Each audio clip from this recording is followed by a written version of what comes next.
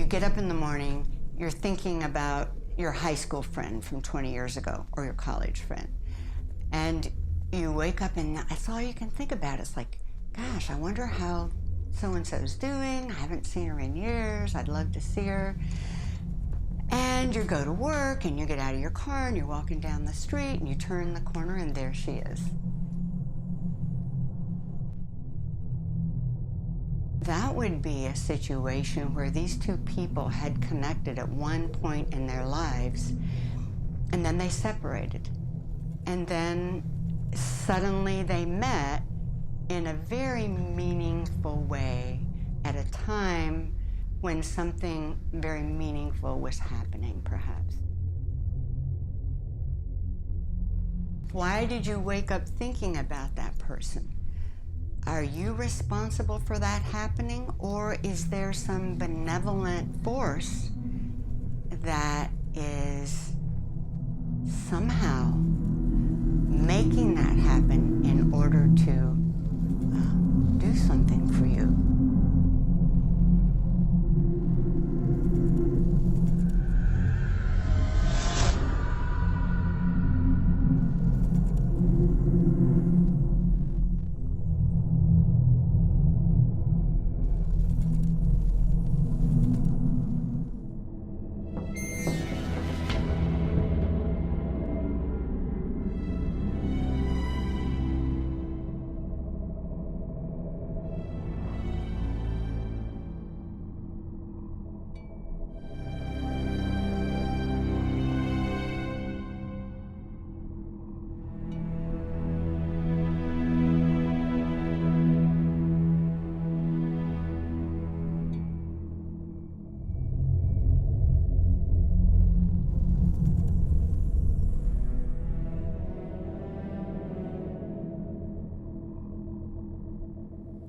I'm certain that everybody thinks I'm obsessed. Maybe. But I don't care what that looks like from the outside. I know it's been 20 years. But I'm close now.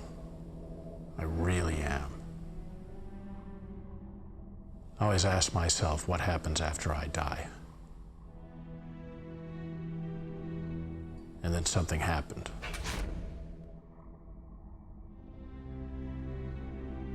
Something happened that made me realize we all need to know this.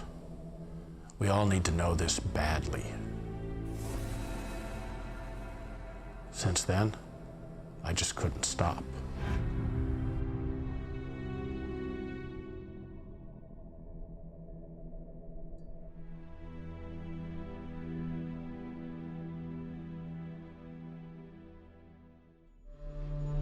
The last time I almost died was over 20 years ago, 1996. But I didn't die.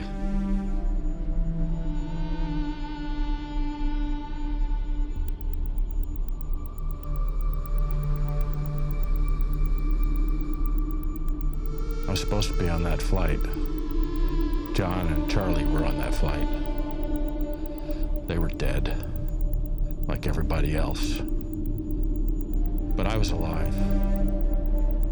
My life had been spared, and I didn't know why. They were better than me. John was young. Charlie left 2 kids. Why them?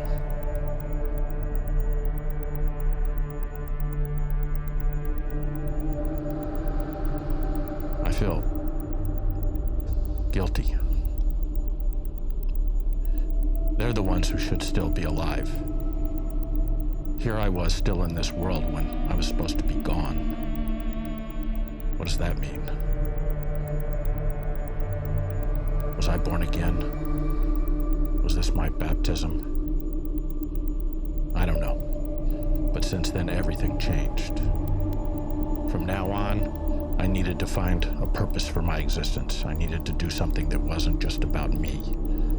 I was determined to remember this, not to let it slip away within a week when my life went back to normal, because this is what we do. We're distracted, not paying attention, not open to see whatever's waiting for us. We just keep going with our lives. And this is what happened to me.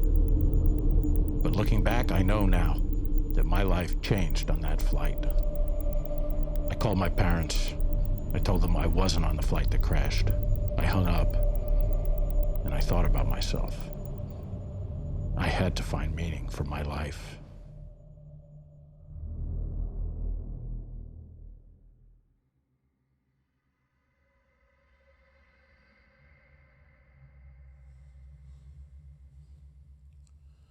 I did read it. Once. It was about 20 years ago. I remember the night I got to Matthew.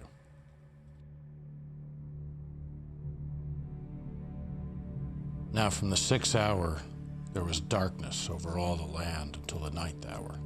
And about the 9th hour, Jesus cried with a loud voice, my God, why have you forsaken me? And Jesus cried again with a loud voice and yielded up his spirit. And behold, the curtain of the temple was torn in two from top to bottom, and the earth shook and the rocks were split. When the centurion and those who were with him, keeping watch over Jesus, saw the earthquake and what took place, they were filled with awe and said, truly, this was the Son of God. This is a vivid description of an earthquake. I'm a geologist, so everything became clear.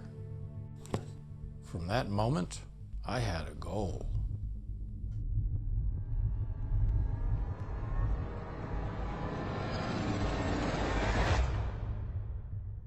The Bible isn't a scientific book. It is a book that tells us not how things happen, but why, which is probably more important. So it's a book of faith, and read in that context. So it's a story of salvation history, God's love for humanity.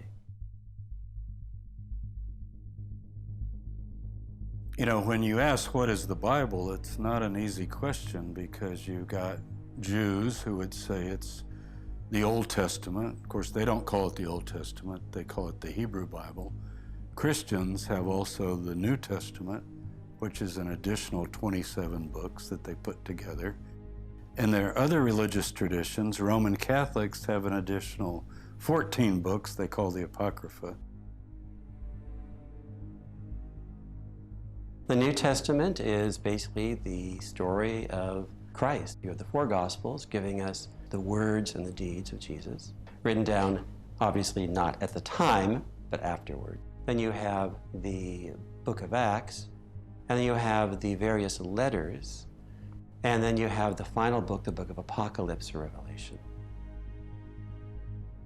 The Gospels don't tell 4 entirely different stories about Jesus.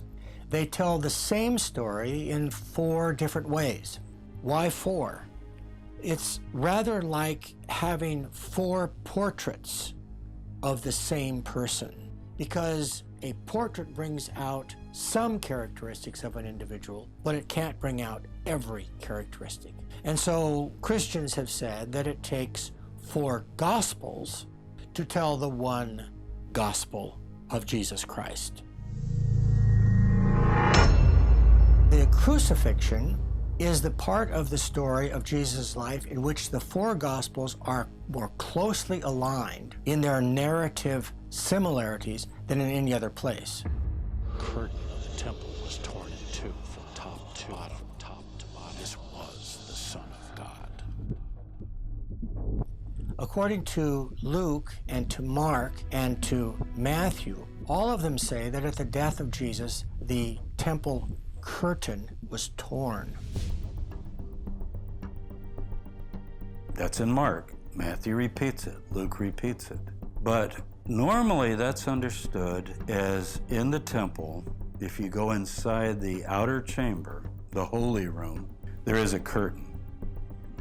But Josephus tells us, this is the Jewish historian of the period who knew and lived and saw the temple, that there was another curtain, a huge curtain that was probably 30 feet across, very heavy, that was in front, outside the temple complex. Inner curtain and outer curtain. So the curtain was ripped. Well, it doesn't say which one. The significance, though, is that from top to bottom, I mean, it was not done by a human hand, is that now, because of Jesus' death, the barrier between God and humanity is now gone. When we look at Mark's description of the tearing of the temple curtain, the centurion who's standing by sees all of these events and declares, now that was the Son of God. The only tearing of the temple curtain you could see from Golgotha would be the giant 80-foot, really public curtain. So the question is it a theology point? The blood of Christ is now covering our sins? Is that what Mark means? Or does he have some memory, right as Jesus died, of this huge curtain somehow being torn? Well, the only thing that could tear the huge curtain in the front of the temple would possibly be a seismic event. The Gospel of Matthew adds a new accent to that story that Mark and Luke don't have. And Matthew's accent is that there was also an earthquake.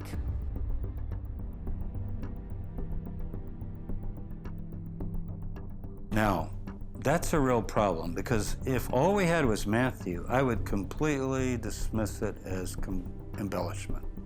Theological exaggeration, theological embellishment, making it more supernatural, because that's what he does throughout.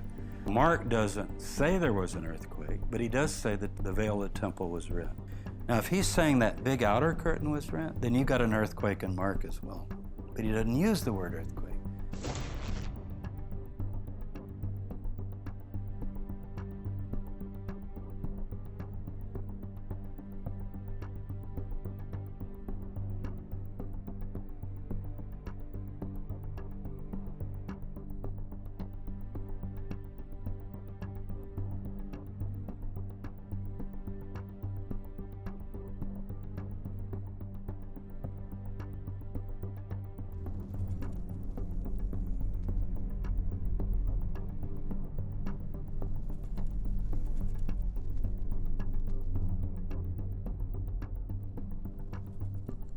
Because of that article, I lost my reputation. My colleagues were worried about their reputation. Scientists don't like their integrity questioned, and that article questioned it in a very substantial way, because it strongly implied that my colleagues and I were trying to prove the Bible. So after the news article came out, nobody wanted to work with me. Nobody returned my calls.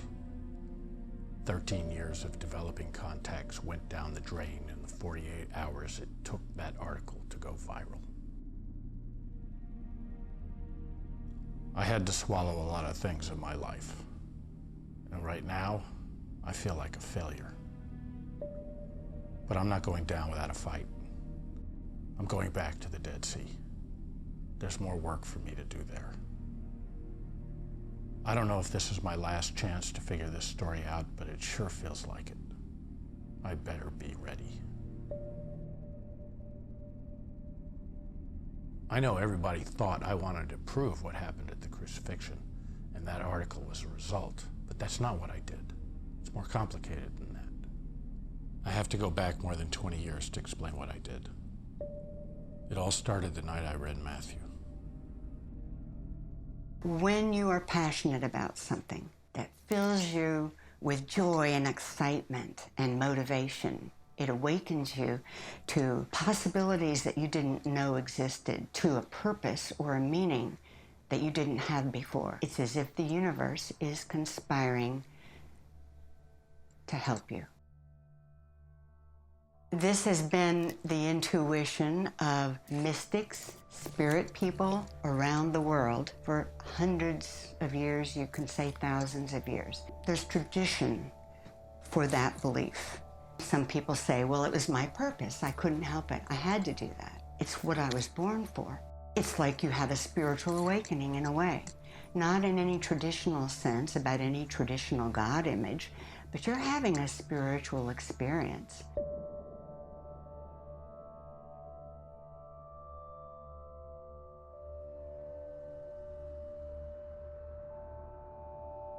When I first read that account in Matthew, I thought, this could be studied, but not by me. I wasn't an earthquake geologist, not yet. I didn't have the skills, and I didn't feel confident. I wanted to pass the idea on to someone with those skills. I thought they would jump to study such an earthquake as it's in the middle of the most influential story in human history, but they weren't interested. I was shocked by their indifference. But someone gave me a name. Someone was already studying the earthquake history of the Dead Sea. So in 1999, I made my first trip to the Dead Sea, and I spoke to Ahmad Sagnan of Hebrew University. He told me there was evidence of an earthquake from 33 AD in the sediments of the Dead Sea. Revital Bookman was working in Nahazalim, Claudia Migowski was working in Engedi, and Elisa Kagan would later work in Enfeshka. Their advisors were Modi Stein and Ahmad Sagnan.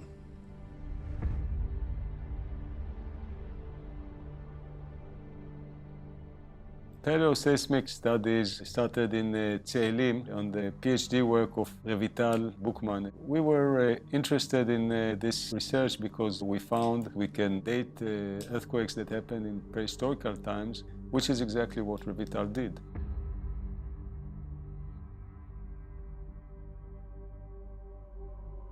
When you look at the walls of the gullies, you see mostly horizontal layers, very thin layers, which we call lamina. And every once in a while, you see that some of them are not horizontal and they're actually quite deformed, mixed up, or folded in different ways. We see that this disturbed layer, that instead of the layers are looking like this, flat, right? And we have beautifully laminated sections that are not disturbed. We have disturbances like breccias, that we see fragments of layers within other layers, or we see faults and this kind of stuff. And this indicates that at the time when these layers were actually on the lake bottom, something happened to them. And our interpretation, this is related to earthquake activity. These deformations were caused by earthquakes.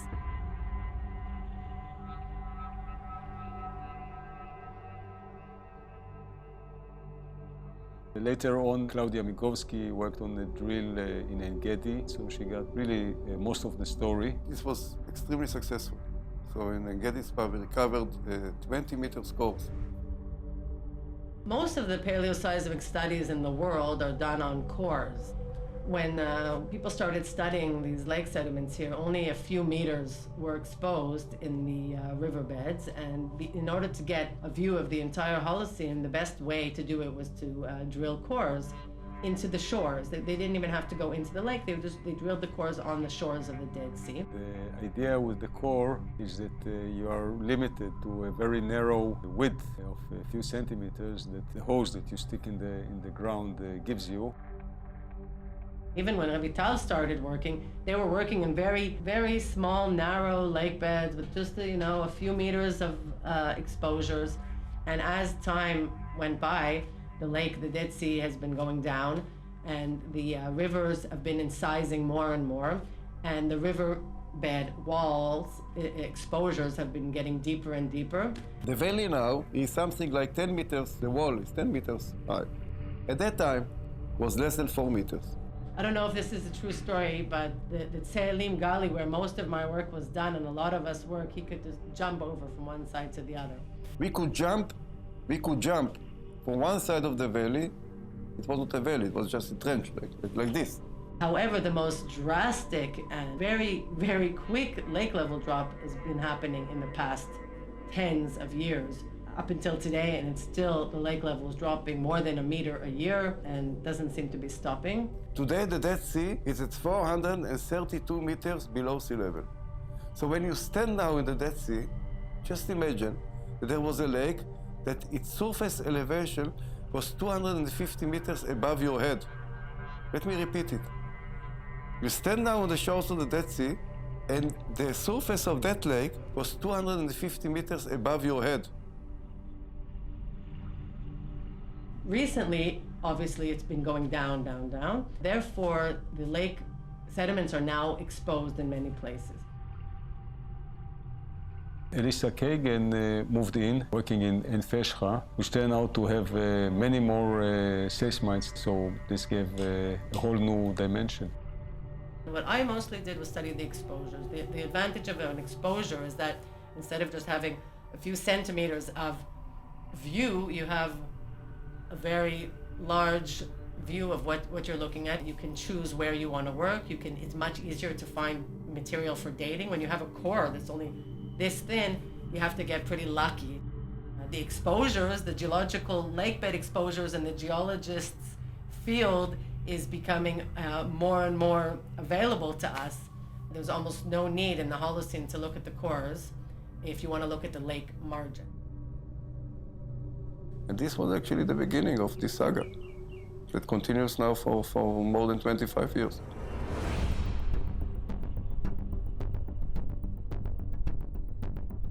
I went to the Dead Sea to look for evidence of the earthquake. I looked everywhere for days. I couldn't find it. I went back the next year in 2000. I still couldn't find it. They were studying all the earthquakes that could be seen, but all I cared about was this one earthquake. I don't know if they like that. Plenty of people are going to the Holy Land to try to prove the Bible. I think they were afraid that I was one of them. I felt like they were keeping me at arm's length. Someone even told me I wasn't allowed to study this, but I wouldn't listen. You're gonna need a lot more than that to stop me. But still, I couldn't find it. I felt like an idiot. I came back again in 2001, and this time I begged Amatz for help. He helped me.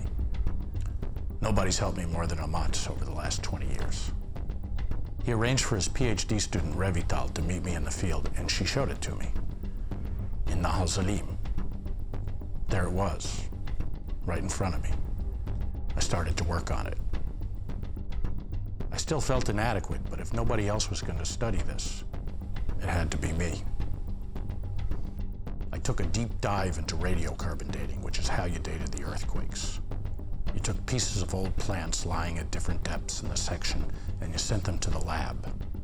The lab results and some subsequent analysis told you the approximate age when that depth of sediments was deposited.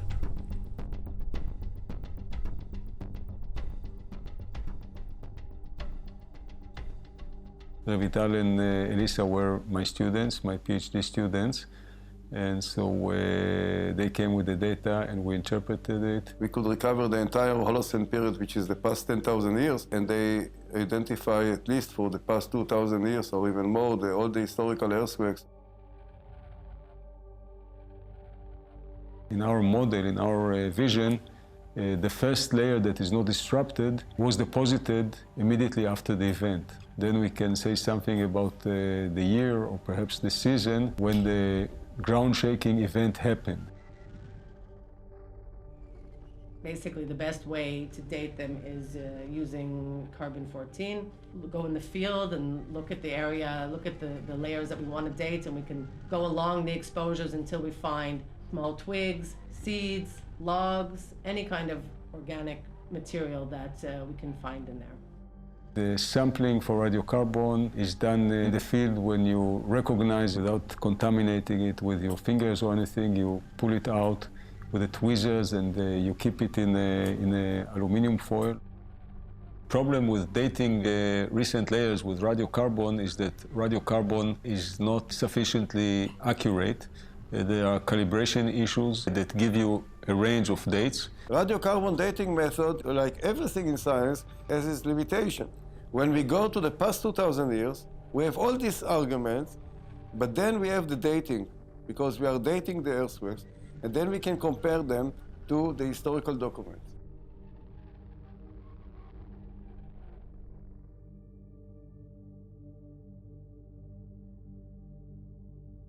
The geologists were using what was known as earthquake catalogs or historical catalogs to know when and where an earthquake was reported. I had never heard about these catalogs before. Like everybody else, I assumed that they were correct because historians must have worked on them. So I started to study them, collecting dozens of historical catalogs looking for evidence of this earthquake. I was looking for every single mention I could find for an earthquake in 33 AD. At the same time, I needed to know if Matthew was reliable. Now, when people open the Bible and they see the Gospel according to Matthew, or even if you got a Greek text, it would say in Greek, the Gospel kata Matthew, according to Matthew. But the problem is those headings are from the 4th century. They're very late. They're attributed authorship. The designation of the authorship of the Gospels is actually kind of unusual. They use a Greek phrase, which is kata, which means according to. That did not usually mean author, that meant source. It meant according to so-and-so. The four Gospels that we have with regard to the New Testament, Matthew, Mark, Luke, and John, none of them gives the name of its author. So the Gospels use this structure, which normally would suggest that these people, these names, are not the people who wrote the books, but are the people who were the source for the material in the books. But the idea that many readers have is that's Matthew, one of the 12 apostles. There's no evidence that that would be the case. There were two of Jesus' disciples that were called Matthew, and we might even have a third Matthew, and so that name cannot automatically be assumed to come from Matthew, the apostle of Jesus. So most of us in the academic world would say it's anonymous. We're pretty sure these Gospels originally circulated anonymously, and someone later gave them names. And even the person, whoever that was, who gave them those names, is trying to suggest that these names are the sources for the books rather than the actual authors. And that got quickly forgot. The Christian apologists of the time just started really selling these Gospels as written by these authors and made up legends about them and so on.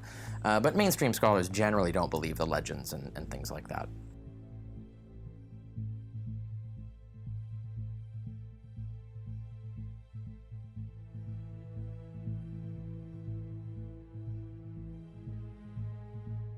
In the 19th century, scholars began to do very serious literary criticism on the relationship of the first three Gospels to each other. These Gospels are called Synoptic Gospels. That is to say, when you compare them, they look alike. They follow a similar form, a similar development of the narrative. They even use similar stories. And the church has been much exercised over the question of what is the sequence of those Gospels. Matthew has a lot of priority, mainly because it's first. But that's actually quite misleading, historically speaking, because he definitely is not the earliest gospel. And early Christians thought he was, but as scholars, we now have pretty well established the chronology that Mark, the shortest, is actually the earliest. Well, that's a matter of opinion. I think the jury's out on that. But in the 1800s, there was an effort on the part of the German government to discredit Christianity. And so they came up with this theory that Mark was the very first gospel, is the shortest, adding things that can't be original, which is not necessarily true. When Matthew comes to record the death of Jesus, it's in next to the last chapter, chapter 27 of Matthew, his source is Mark. That's really all he has. He doesn't have independent sources. And if you compare them side by side, you can see he's just going through and editing. It's literally a second edition. But when he comes to the very death of Jesus, he presents a whole interpolation that Mark does not have, his source does not have. And it's extremely embellished and supernatural.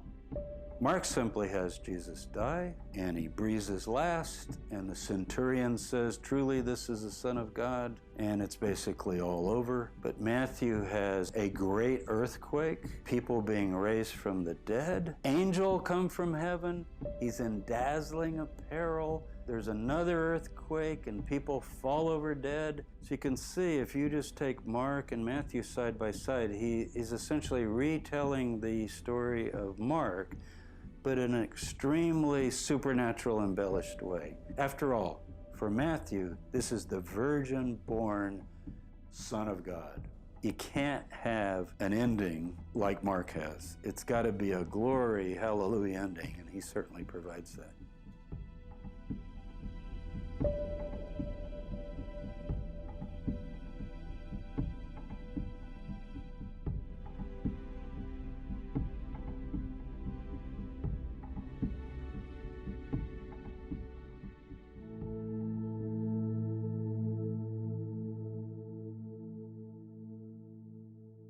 We're trying to match an earthquake in the section to an earthquake recorded in these catalogs. But I started to realize that most of these catalogs were just referring to other catalogs. So I needed to go beyond the catalogs and read the original source documents, the ancient books, the ancient letters, old margin notes, whatever, that are the source of every single entry in every single catalog. first, I felt lost reading the historical source documents. They weren't in English, it was archaic, and I didn't initially understand the context. The old text could be a mess. Sometimes they described an earthquakes that were too large to be believed, or the date of an earthquake from two different historical sources didn't always agree, or sometimes they didn't even describe a real earthquake. But none of the other geologists were reading the historical source documents. They were relying solely on the historical earthquake catalogs. There are many historical catalogs all over the world, and the ones here in the Middle East and in the Mediterranean are one of the best ones in the world because the civilizations have existed here continuously throughout the past 2,000, 3,000 or more years. So this was the purpose of Revital work.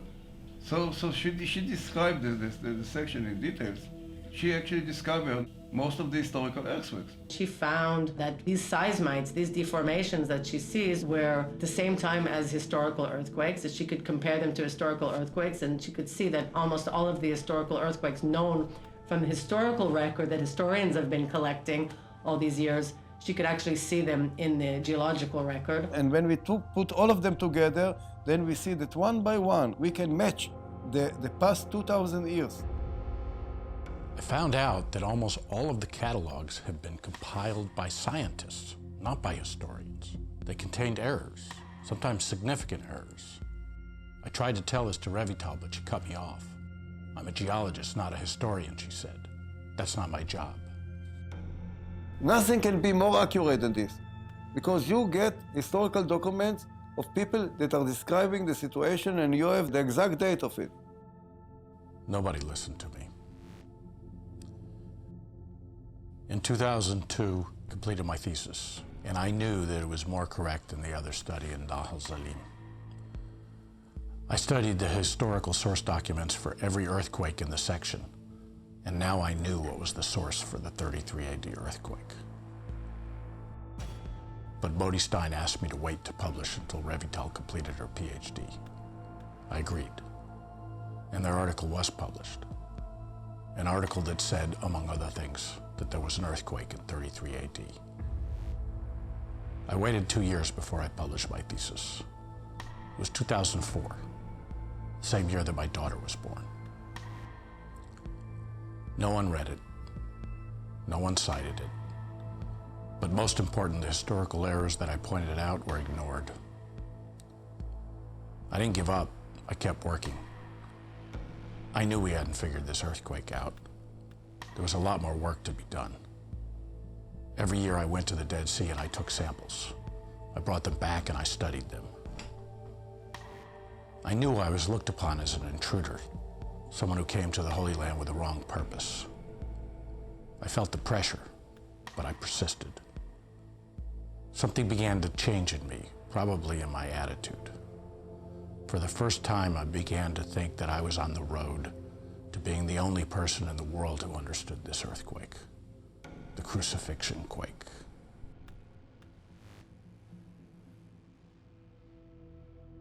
I went through every catalog that mentioned the 33 AD earthquake and followed every single reference back, and they all led to one source. Only one source. When you get over to the New Testament, you have your Gospels. To me, those are mostly literature. Are they based on fact? Well, of course, there's some fact. But the question is, what kind of fact? Have they reversed fact? They're not a biography in the modern sense of the word, but they are historical.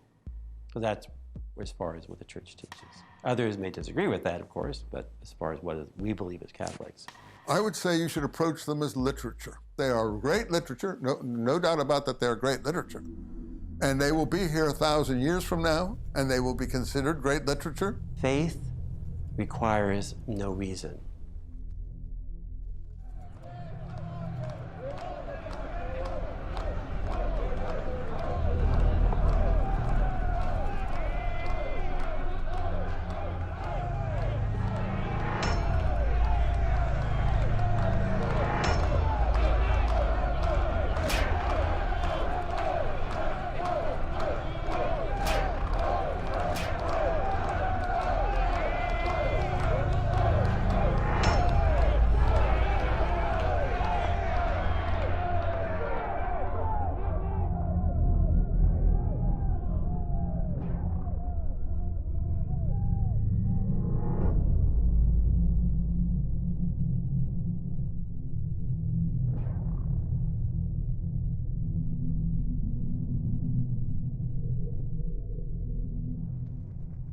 Matthew wants us to know that the appearance of Jesus Christ in this world and the report that he makes about him is a historically verified account. Matthew, Mark, Luke, John, they all do the same thing. Our scholars have been arguing about this for the last 100 or 200 years, and I wouldn't even try to go there. I just know that his crucifixion was among many others, so many crucifixions that there was not enough wood for the crosses, nor enough hills or places to place them up on. Because so much evidence has been destroyed, it's so ambiguous and difficult to really figure out what really happened that we can't be sure. I do think, though, the evidence kind of tends to suggest that he didn't exist really, and that the character of Jesus walking around Galilee as a historical person gathering disciples is a story that was created later. Just because something is literature doesn't mean it doesn't have historical references in it. The question is, what's the spin? What's the attitude? How is it presented? That's more the literary aspect of something. Now, was there an earthquake in the 30s? Probably. If it's referred to, there probably was. That's nothing to do with the spin, so to speak, if you want to call it that, or the way the narration is framed, or the way the narrators present their facts. Be careful what is literary and what is real history. I don't need to believe that the Gospels are entirely mythical and fictional. I could fully believe that there's history in there and that it's just been exaggerated, because that's completely compatible with my atheism. So there's no threat to me to suggest that there's real historical facts in the Gospels. It just so happens that the more I look at the Gospels, the more I realize that that's not the case. And interesting enough, the church does not require that we have the scientific evidence. If you have it, great, right? Additional proofs, wonderful. But our faith isn't based upon the scientific evidence. Faith is not folly. It's not guessing. It's not flipping a coin. Faith is making a judicious commitment to something that you have reason to trust. What the historical veracity and reliability cannot do is convince us of the meaning. And we know this from our lives. For example, if someone says to you or to me, "I love you," that is a statement that cannot be proven historically. In order to rightly interpret that statement, we have to know a lot about that person. Is he or she a truthful person? Is my experience been one of loving, or has it not been, and so forth? And it's only on the basis of that larger objective context that then we can understand the statement, "I love you." A person that you trust, you will believe. A person that you do not trust, no matter how sincerely the person claims to say it, you will not trust.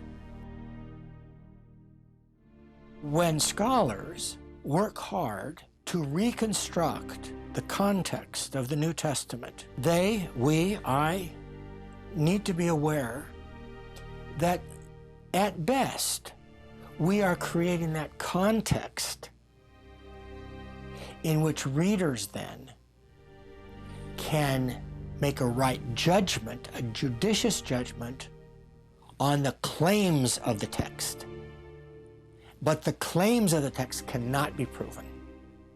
In the same way that if I say to someone or someone says to you, "I love you," we cannot say to that person, "Prove it."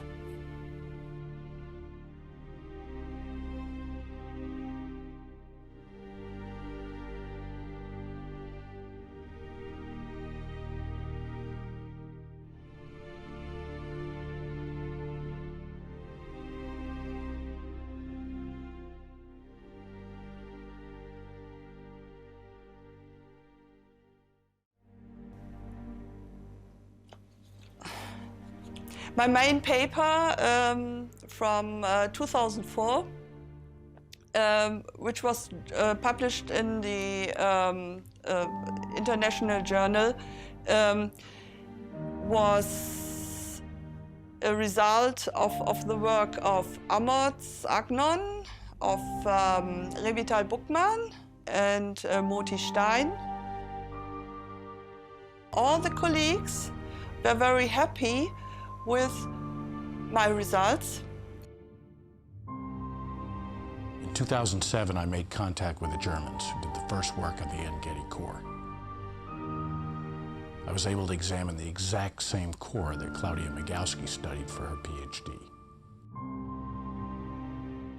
Claudia sent me the data and we met occasionally from Germany, again working on the interpretation, suggesting methods of screening, of understanding what we are looking at. Claudia was reviewing the catalogs in her way, and then Elisa Kagan, she, in her paper, she again reviewed the catalog. She came up with a date of 33 AD for this earthquake, but I knew the geology wasn't that precise. So I worked out a new date, 26 to 36 AD. I took all the dates they had and tried to match it with my results. I was just having my own earthquakes and then the historical catalog and was trying to match those. If the matching is more or less okay, and it's more or less okay, then it gives support to both sides. Supporting the historical document, supporting the interpretation of the seismic. I had to make a distinction that the other people weren't making. I started to call the earthquake described in Matthew the Crucifixion Quake, and the best year for this supposed earthquake is 33 AD. But I called the earthquake that I saw in the sediments the Jerusalem quake, because I knew that it shook Jerusalem, but I didn't know if it had any relationship with the Crucifixion Quake. All the basic of science is that, you can really come with new data and you can change your interpretation. Otherwise, it's not science. That's the definition of science. This is how we have to talk about this earthquake. It struck during the reign of Pontius Pilate, but we don't know in which of those 10 years, at least not yet. Several very strong earthquakes which anchored my matching. And there was one earthquake which I estimated to 33 AD. I kept getting asked, why was I the only one coming up with a range of 10 years when this earthquake had already been precisely dated multiple times to 33 AD?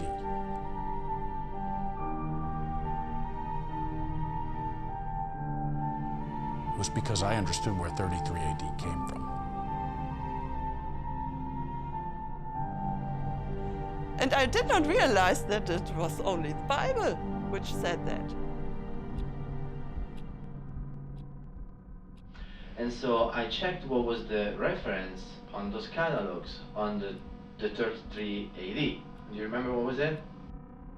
I cannot comment on it. I really cannot comment. The Bible? Exactly. Is the one that was 33. I don't know. I don't remember the numbers.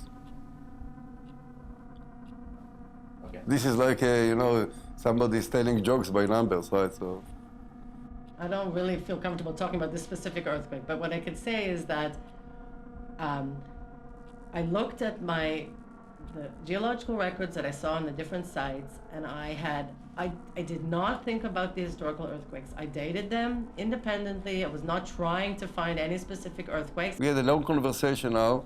Even one single word was not related to religion. So this is out of the blue question now. It's not related to our conversation at all. I can put it in a very simple way. Science is science and religion is religion. That's all.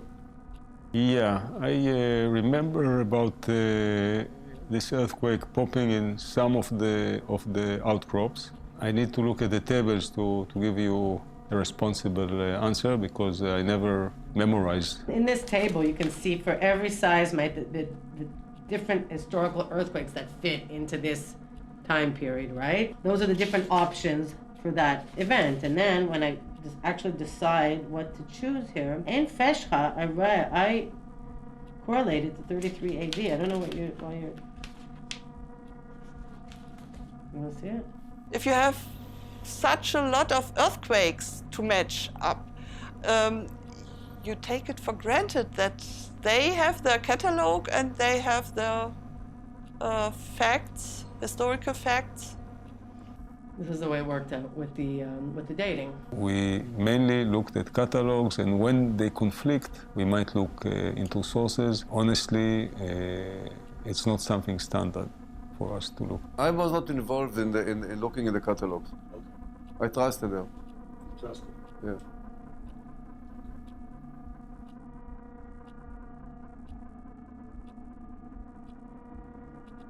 The Discovery News article said that I determined an exact date for the earthquake, April 3, 33 AD, the same year as everybody else.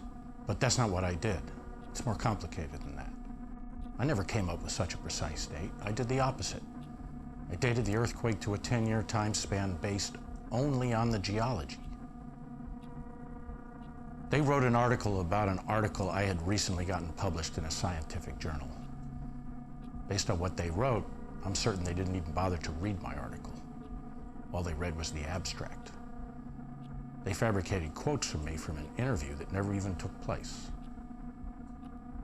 Everything was falling apart. Do you know what that feels like? You put 13 years of time, money, and effort into something, and within 48 hours, it's all gone.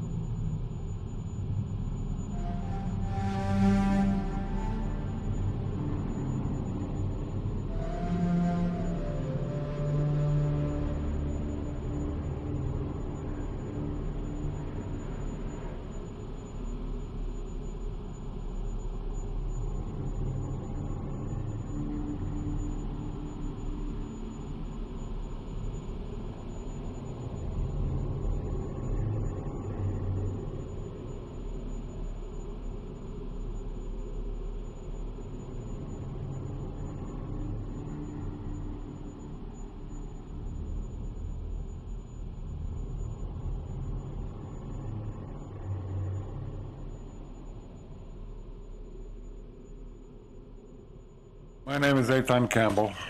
I was born in Wilmington, Delaware. I moved to the state of Israel in 1968 with my parents and 3 brothers. For the most part, I've been here for the last of 50 years, and it's been quite an experience.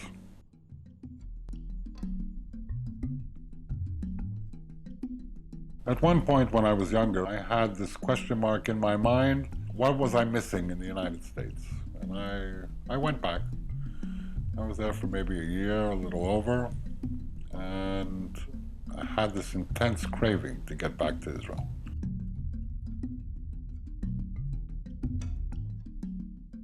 I think there's a special energy here in this country. It takes us all back so far in our memories to historical events, the Bible. Remember that the 3 major religions were born in the desert.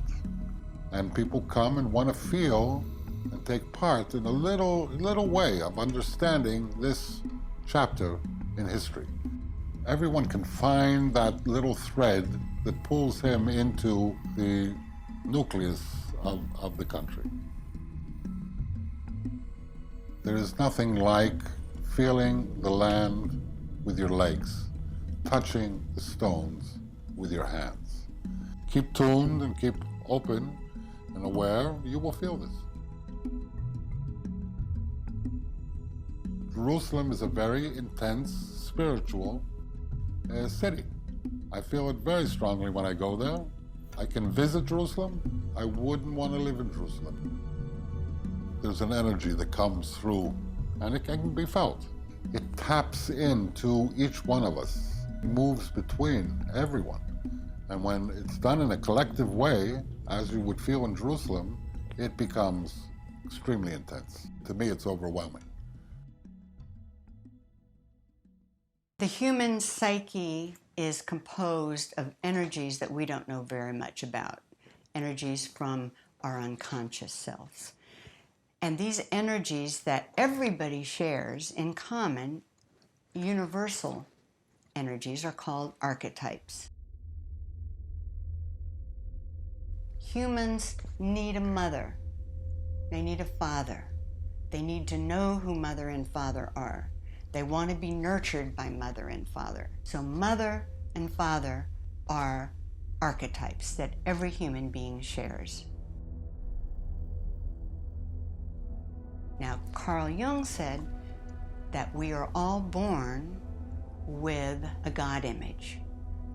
A religious function is another name he called it. He also called it the essential self, self with a capital S. And he believed that archetype of the self was our core and our circumference. He believed that every human need to believe that there is spiritual purpose and meaning to life. If we didn't, then there would be no such thing as religion.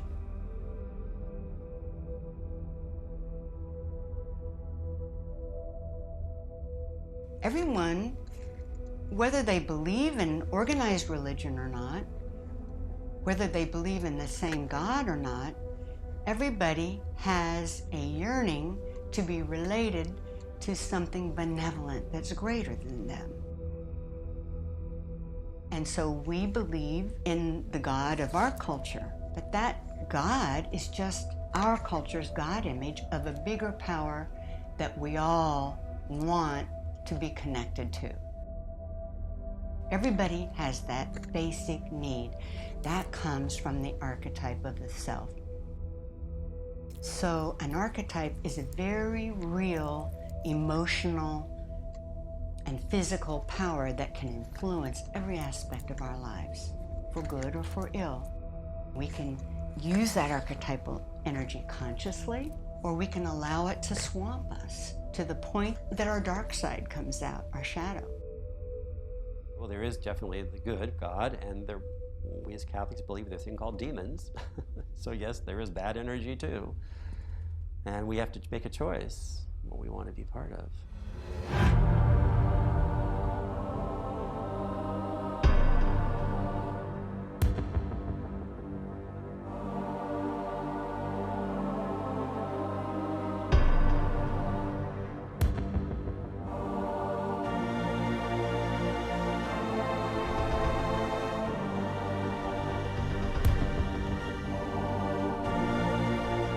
Energy of those archetypes that are shared by a large amount of people. When you've got enough people, that energy can get very big and very powerful until we have mass hysteria.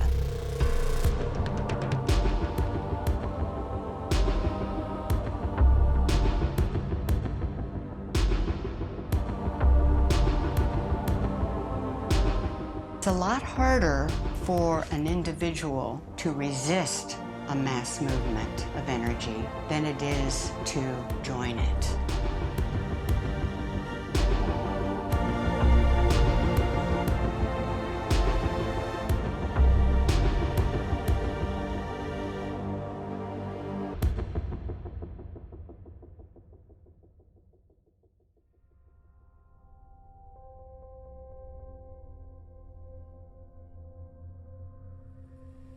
I felt I was finished, but I couldn't quit this.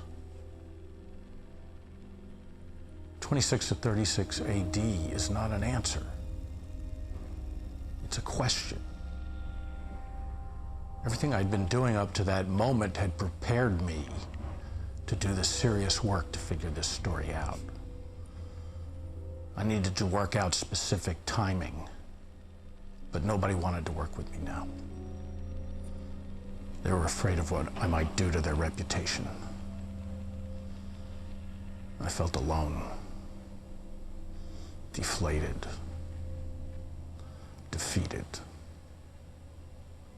but also angry.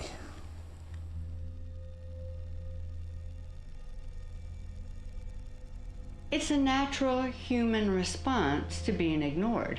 And a natural human response is to be hurt and to get angry. Is that negative? It depends on how you use it. If you are so caught up in it that you cannot look at the situation objectively anymore, because the archetype has taken over. The anger, that emotion is very powerful. You start thinking about it and you dwell on it. That anger could be not a good thing for you. I was angry about the indifference. I was angry about the lies that had been broadcast in the media. It felt like the whole world was against me. Everything bad was happening while my life was falling apart. I started receiving threats. At first they were anonymous, and then they weren't anonymous. And then they moved into violence. I didn't know how to deal with that. My anger was increasing. I realized I needed to deal with it. Driving helped. Finding places to be alone and think. I needed a discipline, a spiritual practice to channel my anger, otherwise it was going to eat me up. I needed to focus my mind and find peace to complete my mission.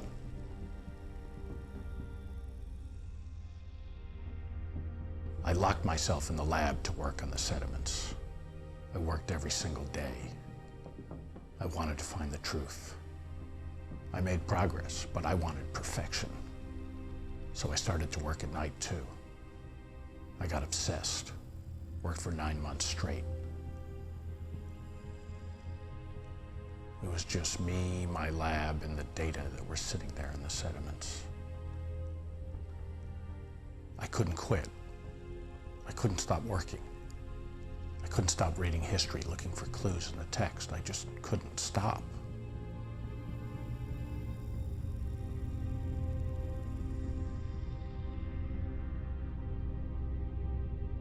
My father died.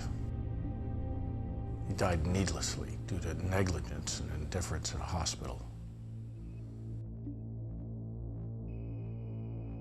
It was awful. I cried. I still miss him. But life goes on. My daughter, my mother, and I, we mourned his loss, and we moved on.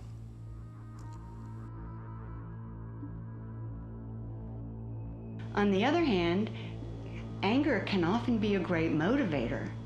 If you have a great deal of passion about something and other people don't think it's important and they dismiss you, and you're angry about that, that can make you even more determined to try to prove it to people. That's a matter of how conscious you are. Consciousness means that you are learning to paying attention to your feelings and what you're doing with those feelings. So it's up to every individual to do enough inner work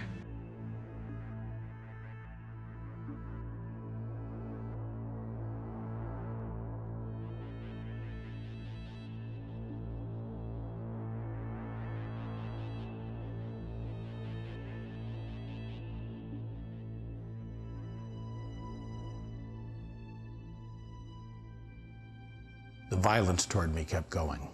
I want it to stop, but it won't. But then, a miracle happened. My spiritual practice taught me how to discipline my mind so that I could handle it and make it go away.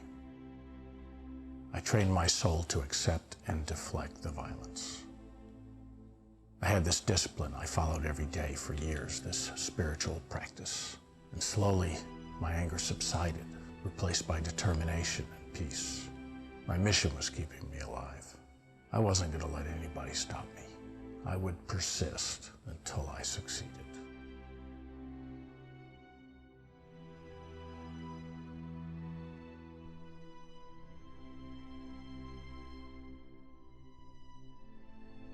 This may be my last trip. I need to collect all the data required because I don't know if I'm going to make it back.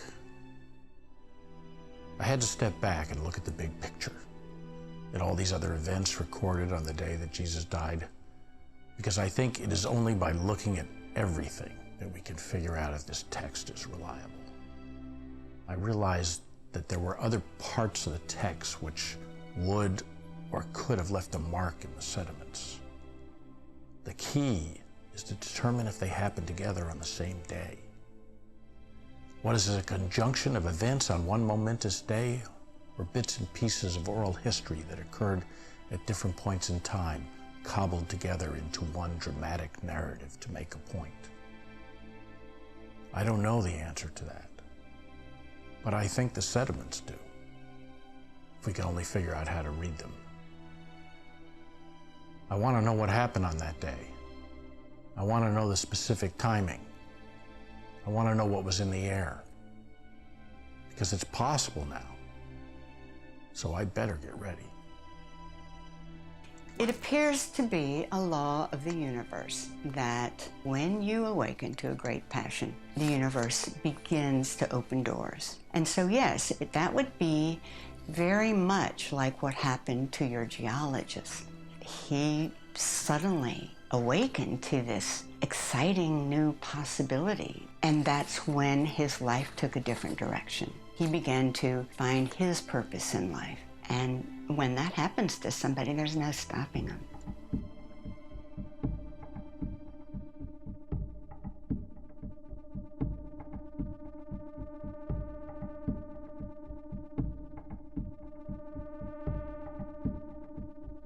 I gotta go.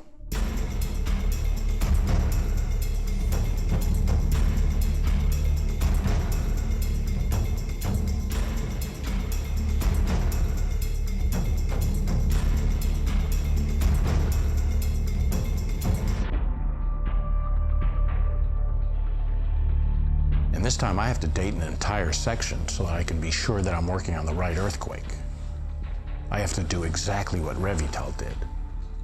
And that's not easy. I think now I'm finally going to understand what they went through. All that work, all that thinking and wondering, did I get this date right? Did I get that date right?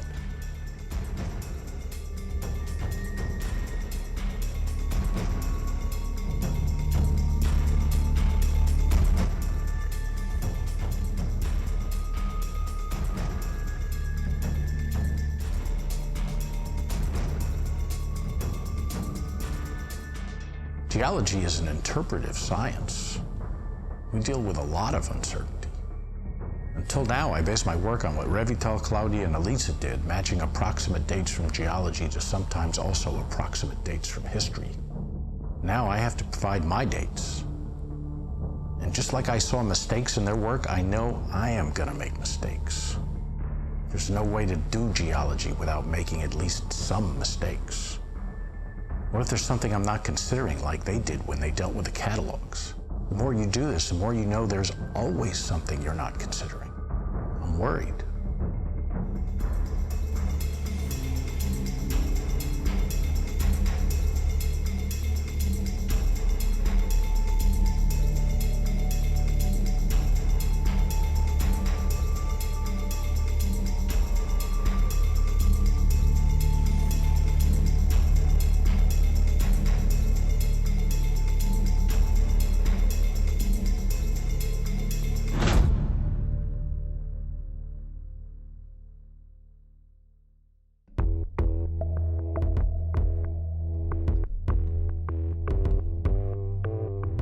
Gospels and also outside the Gospels, there's a writing by a Roman historian called Tacitus, and he tells us that Christ was crucified when Pontius Pilate was governing Judea and when Tiberius was a Roman emperor, and the Gospels say the same thing.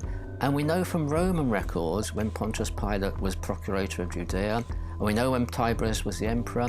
And so from these dates, we know that the crucifixion must have been in the 10-year period AD 26 to 36.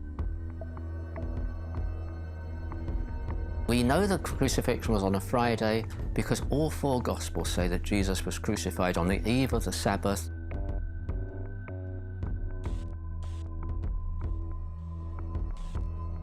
And so the eve of the Sabbath was the Friday, so Jesus was crucified on a Friday, and all early literature says the same thing. And then Matthew's Gospel tells us the time that Jesus died. And about the 9th hour, Jesus cried with a loud voice, my God, why? He said that Jesus died at the 9th hour, and the Jewish people, they calculated their hours of sunlight from when the sun rose in the morning, which at Easter time was 6 o'clock in the morning. So from 6 o'clock in the morning, you add on 9 hours to be the 9th hour, that's 3 o'clock in the afternoon. So we know that Jesus died at 3 p.m. on a Friday in this 10-year period, AD 26 to 36. One of the major apparent discrepancies in the Gospels is that Matthew, Mark and Luke say that the Last Supper that Jesus had was a Passover meal, and John's Gospel equally clearly says it was before the Passover meal. And this is a very strange mistake to make because Jewish people were very familiar with the Passover meal, a very special meal, so they would never mistake an ordinary meal for a Passover meal. I came up with this theory that the reason for this is that they're both using different calendars. So Matthew, Mark and Luke were using a calendar which in fact was an ancient calendar which Jesus chose to use, and John was describing events according to the official Jewish calendar in the 1st century AD.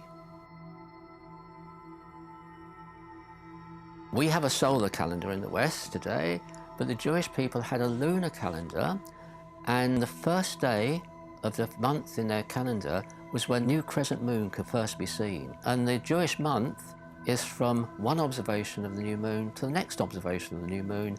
So the new light from the new moon meant a new month, basically. And the first month of their lunar year, they called Nisan. And in our calendar, that corresponds to March, April. And so the Gospels say that Jesus was crucified in the month of Nisan. So we know he was crucified in March or April in our terms.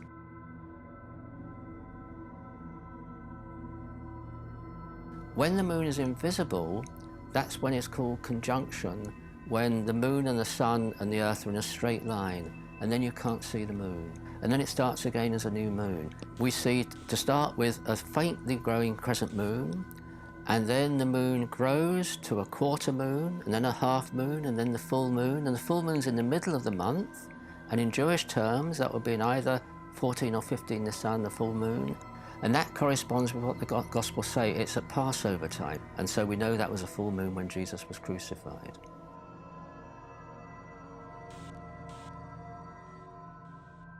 If John's Gospel is correct, then Jesus was crucified exactly when the first Passover lambs were slain. On the other hand, if the Synoptics are correct, it would appear that Jesus was crucified a day later on 15 Nisan.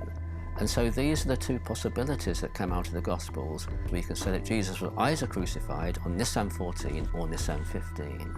What we can do, we can now use astronomy to calculate when that would have been.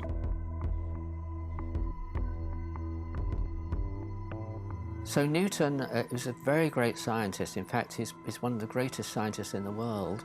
But what most people don't know is he actually wrote more about religion than he wrote about science, and he was really interested in religion. He had this idea first, I think he was the first person to say, let's try to reconstruct the Jewish calendar in the 1st century AD.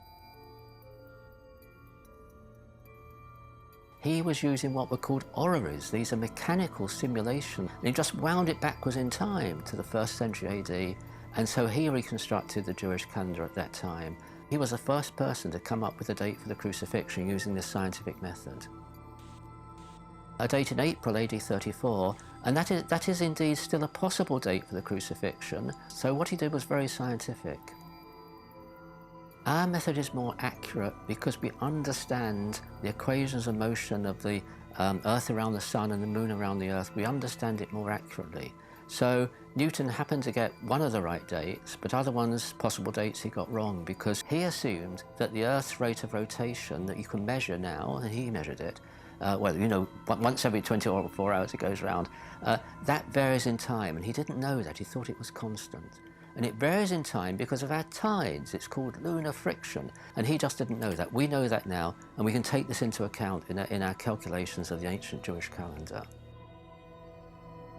What I tried to do was to reconstruct the Jewish calendar in the 1st century AD. So just as today we can use astronomy to calculate when the first crescent moon will be seen, we can use astronomy to wind the equations back, as it were. I was fortunate to work with a very good astrophysicist in Oxford University called Dr. Graham Waddington. So I explained the problem to him, and he calculated the calendars. He wrote a new set of computer programs, and we checked these programs against over 1,000 recent and old observations of the new moon, and it gave the correct result every time. So I have a lot of confidence in this calendar. Today, we use what's called the Gregorian calendar, but before this reform, people used what was called the Julian calendar, which Julius Caesar inaugurated back in Rome. And so the convention is, for the 1st century AD, we always refer the dates back to the Julian calendar because that's what the Romans used at the time. And we transferred our dates in the Jewish calendar to this Roman Julian calendar.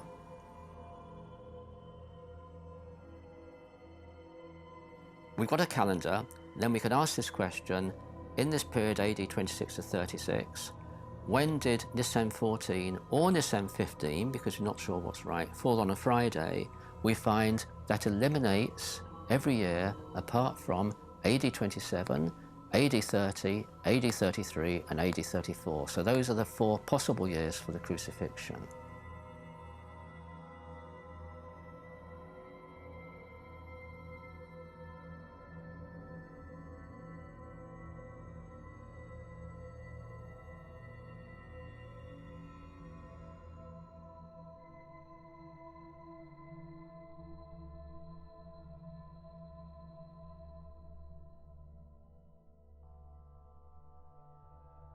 I feel a lot of responsibility after everything that happened. I can't mess this up. I have to do it right. I want to do it right. I don't want to tell the world the wrong thing. I feel the pressure.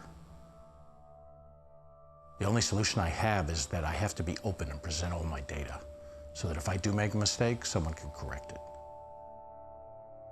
Even though you desperately want to achieve perfection, you can't. And you know that. And that makes you worry. Every day, all day, I'm bothered by this. I'm worried.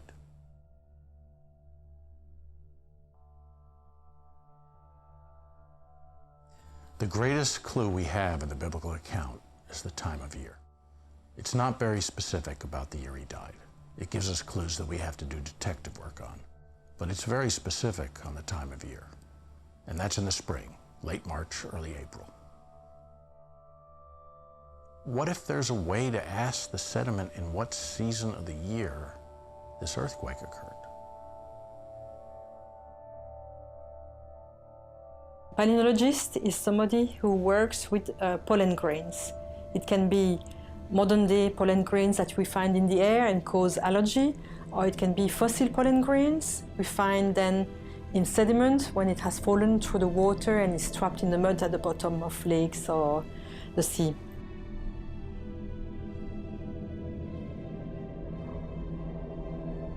Most people use palynology to reconstruct ancient vegetation and ancient climate, but we can also use it for something completely different, to look at natural hazards and events such as earthquakes.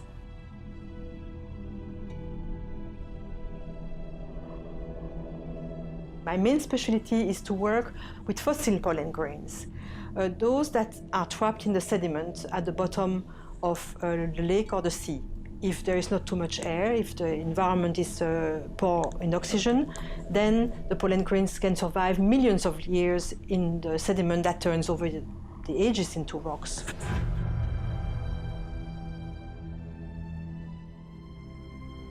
The advantage of the Dead Sea is that it's dead. There is no life in the Dead Sea. Therefore, there are no shells and worms that could mix up the layers. In most lakes, everything is mixed up, but the Dead Sea is exceptional. There are very few lakes like that in the world. The layers are well preserved, and that's really a very important source of information.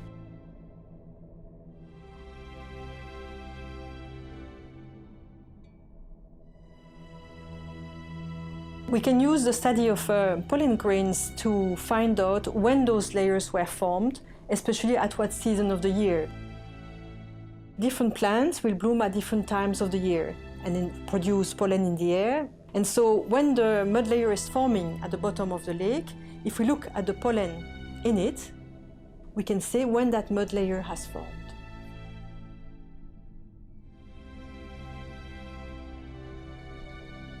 So he's going to send me blocks of sediment. He's sure of the age. I bring it to the lab, and there I will make a pollen slide. A very thin layer of glycerol where the pollen grains are swimming. Then analyze this slide with my microscope, and then I can start making some statistics on them to try to see if we have more pollen grains from spring blooms or more pollen grains from autumn blooms.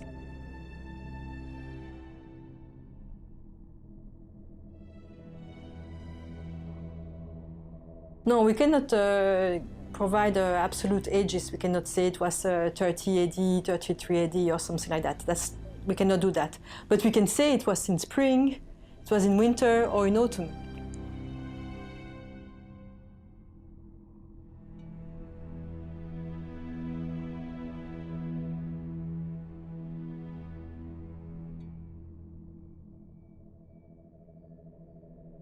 We have to be very careful here and trying really to keep to the fact, not to jump to hypotheses too quickly. We are working at a field between science and religion, and so the limit between the two sometimes can be a bit blurry, and some people do not hesitate to mix the two.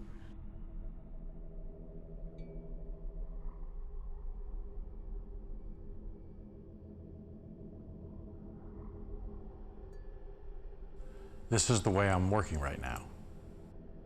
I will go there and I will not focus only on this earthquake. Right now, this is not the only thing I see. I started to have a wider vision. We have a lot of questions, but I think it's possible to have an answer now. I've been waiting 20 years for an answer. It's time now. And the only place where we can find this answer is in the big picture. We have to put all the evidence together and see if they all match. We have clear evidence of an earthquake in the 10-year time period of 26 to 36 AD. Clues in the text give us 4 possible dates for the crucifixion in the same 10-year time period.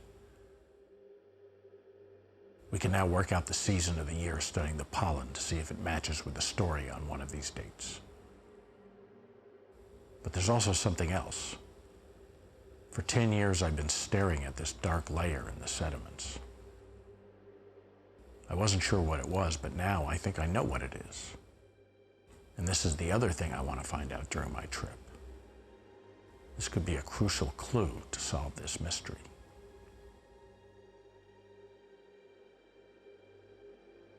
I definitely see Matthew expanding, embellishing, making everything more supernatural, more dramatic, because he wants a powerful Jesus who is the cosmic center of everything. Mark's not quite like that. But Mark does have 2 events right when Jesus dies that we can't simply overlook. And one is that around noon, there's darkness till about 3 in the afternoon. Now from the 6th hour, there was darkness over all the land until the 9th hour. The question is, what might that darkness have been due to? And there was an early idea it was due to an eclipse of the sun. There's no evidence that there was an eclipse that could have occurred, certainly could not have occurred during the Passover. That's actually astronomically impossible. The moon is in the wrong place for there to be a solar eclipse, and solar eclipses don't last 3 hours. We can rule that out because you can only have an eclipse of the sun at new moon time, and we know the crucifixion was at full moon time, so it couldn't have been an eclipse of the sun. And so we don't really have any eclipses that you can map onto there. And moreover, Mark isn't describing an eclipse. He says a 3-hour darkness. It's not an eclipse. This is a supernatural event he's conveying here. There's ancient writing called the Sibylline Oracles. It's in the Apocrypha. The quote says something like, "Dust arose and the sun's light failed at midday." So that this actually says it was a dust storm. And you can have dust storms which last for 3 hours.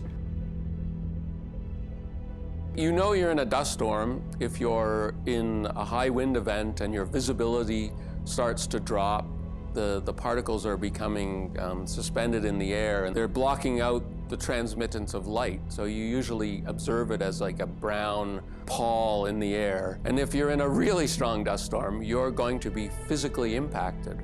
And at really high levels, you'll have trouble breathing. It can actually start to affect your lung functioning. If there was such a dust storm, Mark clearly is not writing it that way. He doesn't say there was a dust storm and the dust, blotted out the sun. He just says basically there was a darkness over the earth. In fact, the term he uses normally meant the entire world. The seasons of dust storms today, we know from records, are the same season of dust storms, thousands of years ago. They're recorded in Egyptian literature and they are in the spring. So these happen in the spring, so it really does fit Passover in Nisan, which is March or April in our calendar. I would include the Dead Sea area in the Middle East. Yeah, I would think that you would likely have more than one dust event in a year. We can't know that he's getting from a real event. And since we don't have any independent documentation of such an event, no historian records there being a dust storm. As far as I know, there's no geological evidence of it. If it's dark from 12 to 3, it is possible to have a dust event that would last long enough to potentially obscure the sun, but it would have to be a very intense dust storm, I think. Because we can't show that, we can't know that. It's still possible, certainly possible, but we just don't know. And again, you have the same problem. It might not have been the same day or the same year. They might have just been moved to the time to fit. It's too speculative because you have no idea on what the winds were doing. So, you can speculate if the wind stayed at 25 meters per second for 3 hours straight, then the obscuration would could potentially last that long. But I don't want to put any affirmation from myself on that story.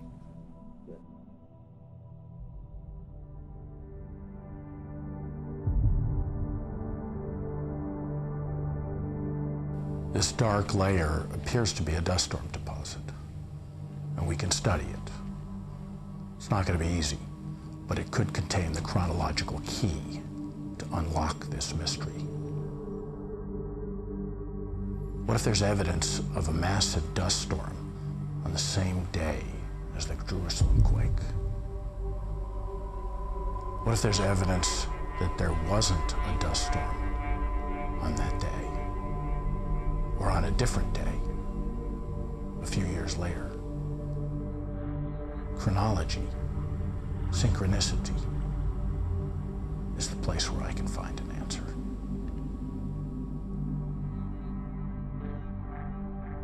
Having a purpose in your life and believing that you are moving in the direction that you were meant to is a very good thing. But I think that you have to release your attachment to the outcome, because you aren't going to be able to control the outcome. I'm calling myself an earthquake geologist. But am I really an earthquake geologist? Can I pull this off? I think I can. I think I can because I'm desperate. I'm hungry. I need to figure this out. The world needs figure this out. I just hope and pray that I can play my part and not screw it up.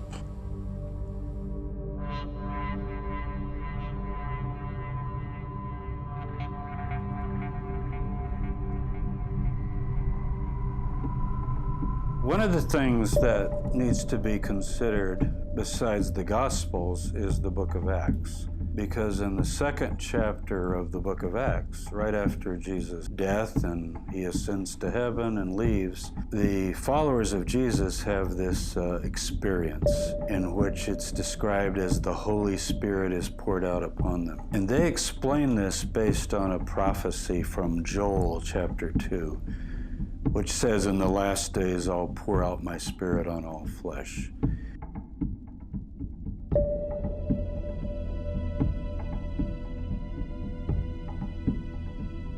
Now, I don't take that as historical videotape of what happened that day, but I do think it's instructive in that this community at this time is thinking they're in the apocalyptic period. Apocalyptic means revelatory. The ancient Jews believed that at the end of time, God was going to intercede in this world. He was going to initiate something that would conclude history. We would call it the final judgment or the second coming of Christ. These magnificent events at the end of time will be accompanied by extraordinary signs. The sun will be darkened, the moon will turn to blood before the great and terrible day of the Lord. So the author of the book of Acts is doing the same thing that he does and other writers do with the Gospels, is he's creating a fictional story that sells a particular narrative that he wants people to believe. There are two other documents which really specify this. One is what's called the Report of Pilate, which is a report of Pilate about the crucifixion, and this report says, at his crucifixion, the sun was darkened and the moon was even turned into blood. And then 400 years later, a very orthodox bishop writes that at the crucifixion, the moon appeared like blood. So we have three references to the moon being like blood. And scientifically, we know a blood red moon is an eclipsed moon. There's a lot of stuff that happens in Acts that doesn't make any plausible sense. It's rewriting history to tell the version of history that that author wants to have been true, rather than the version of history that actually happened. And this makes it really difficult for us to figure out what, if anything, in Acts about the history of the church is actually true. What scientists can do, they can calculate eclipses in the future. We can also calculate past eclipses. And so Graham Waddington calculated past eclipses which were visible from Jerusalem in the years AD 26 to 36, and he found one eclipse and only one eclipse, one eclipse and only one eclipse. Chronology, synchronicity, place. We have clear evidence of an earthquake in the 10-year time period of 26 to 36 AD. We can now work out the season of the year studying the pollen to see if it matches with the story on one of these dates. You can say it was in spring, it was in winter, or in autumn. Clues in the text give us 4 possible dates for the crucifixion in the same 10-year time period. We've got a calendar, then we can ask this question, in this period AD 26 to 36, when did Nisan 14 or Nisan 15 fall on a Friday? We find that eliminates every year apart from AD 27, AD 30, AD 33, and AD 34. So those are the 4 possible years for the crucifixion. AD 27 is really too early. Well, in the Gospel of Luke, we're told that John the Baptist, the one who came before Jesus, prepared Jesus' way, he started his ministry in the 14th year of Tiberius Caesar. And we know from historical Roman documents what year that was, and that was in fact AD 29. So if John the Baptist starts in AD 29, Jesus couldn't have died in 27 AD. Jesus couldn't have died in 27 AD. And then we can rule out AD 34 because the Apostle Paul was converted after the crucifixion. He was converted about 34 AD.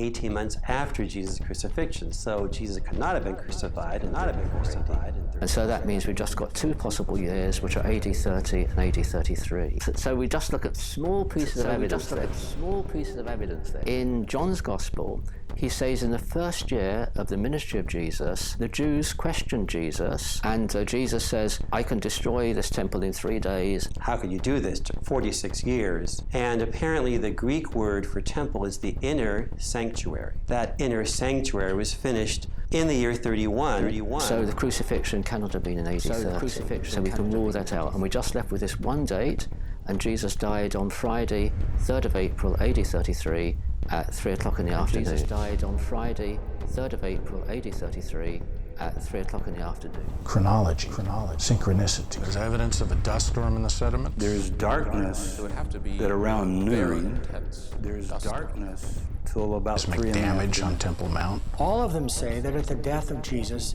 the temple curtain was torn. Maybe there was a lunar eclipse on that same night. We can also calculate past eclipses. And he found one eclipse and only one eclipse, one eclipse and only one eclipse. And that was on the 3rd of April, AD 33. So it's remarkable that's exactly the same date as we do from the Bible. If we put it all together, what does this mean?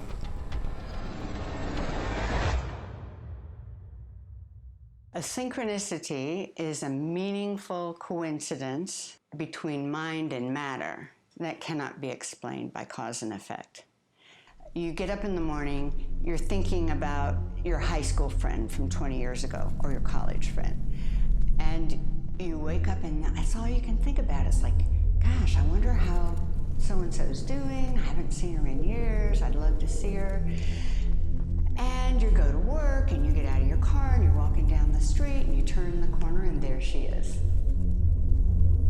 You didn't make that happen. You didn't call them. There was no physical, observable cause and effect relationship. We don't consciously make it happen. Something else makes a meaningful coincidence happen.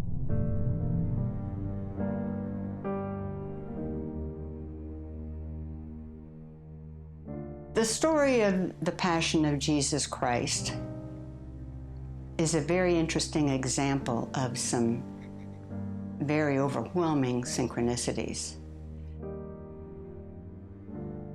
Had that not been so, we would have no such thing as Christianity today.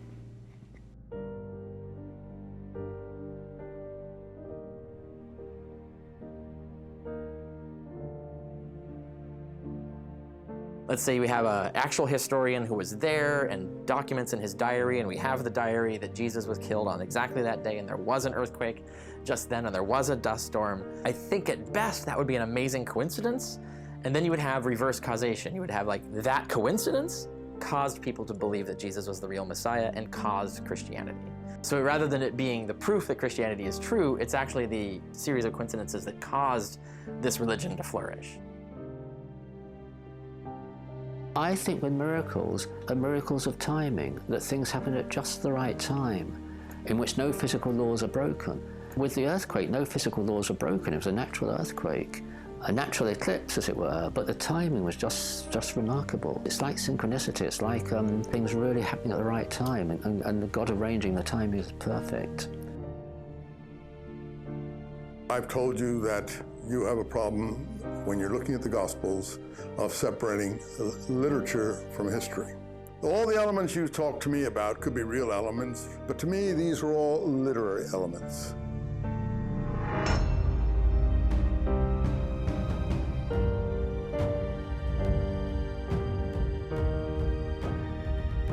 I think that if this story is a factual story, it raises our expectations that the whole story is true. A lunar eclipse on the evening of crucifixion does suggest that you know there is a God, and this is his perfect timing.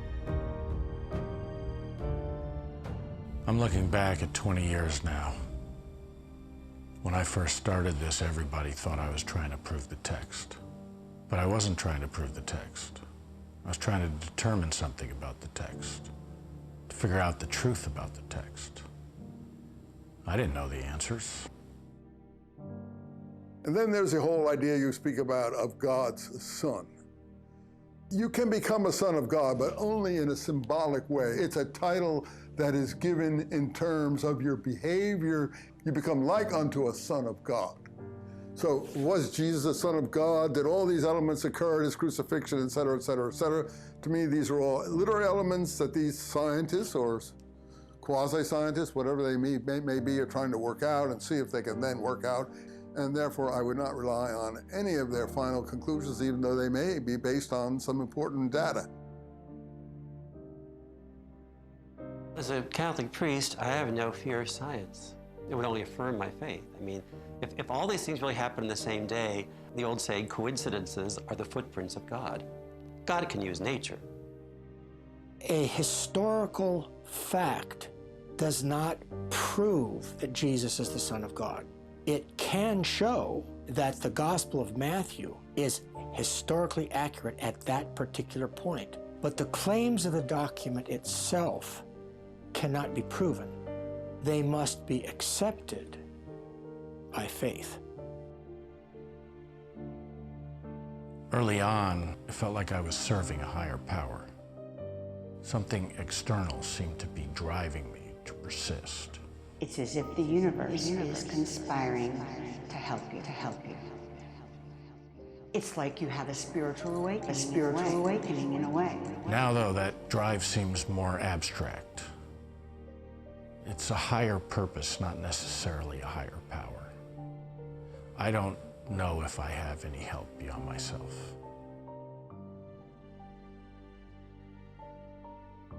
I still want to know the truth. I still have a plan. I still know how to do this. But I don't know if I'll like the outcome. People will use my results for their own purposes, for their own belief, for their own disbelief.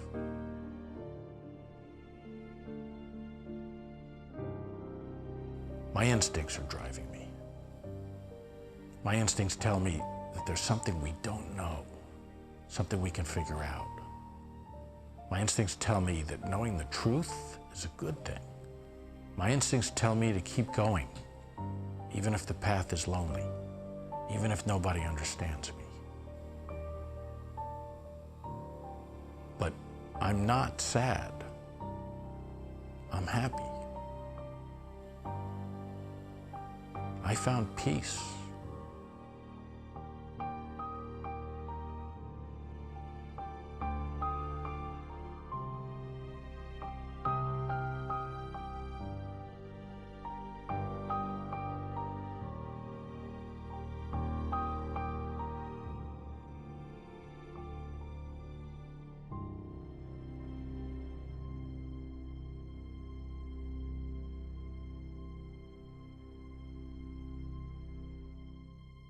One reason that they would do this, like have big climatic events, eclipses, earthquakes, conjoin with the death of someone, is specifically to sell that idea that this proves that the heavens agreed that this was an important person. So we're going to put an eclipse in there, we're going to put an earthquake in there, and all of this stuff, it's all of a piece. It's the same kind of language that they're speaking. It's not historical writing, it's myth writing. So you're saying if we have an interest in something, and we want to spread that information that we have found, that we might exaggerate. Sure. The last time I almost died was over 20 years ago, but I didn't die. Are you asking me, can we use it right now in telling this story? What if I didn't tell you exactly the truth about this story? Maybe I just exaggerated to make it stronger. I was supposed to be on that flight. My life had been spared. Here I was still why. I was supposed to be gone. What does that mean? That's a human tendency. Probably everybody does it more or less. It depends on what you're looking for in the story you're telling. If it were me and I was trying to convey the truth about a circumstance, I'd feel guilty about stretching the truth. And I'd wonder, should I have done that? When he comes to the very death of Jesus, he presents a whole interpolation. Be careful what is literary and what is real history. And it's extremely embellished and supernatural. We as Catholics believe they are historical documents. It's rewriting history to tell the version of history that that author wants to have been true. On the other hand, if I say I'm telling you a really good story, did it happen? Did it not happen? I don't know. You be the judge. But here's the way I see it. That's different. Can you see it now? If you put all the pieces together, it starts to make sense. I used to wonder if everything was supernatural and embellished. I see three ways to approach it. One, everything is fiction. Two, everything is real. Or, it's based on real events, but the author compressed the timing to make a point. So if this is the case, the next question is, how much did they distort the timing of these events? Does everything happen at the same time? Or is the timing the fictional part? Cut. Okay.